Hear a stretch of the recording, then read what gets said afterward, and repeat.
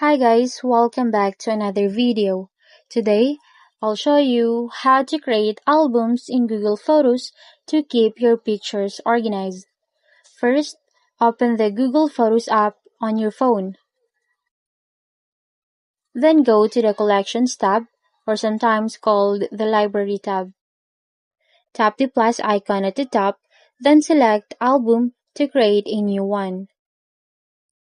Add a title for your album, and if you want, you can also write a short description. Then you'll see an option to add people and pets. When you enable this, Google Photos will automatically recognize faces and even your pets, so their photos get grouped together. This is super convenient.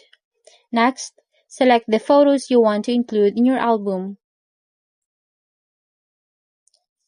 Once you're done, tap Add.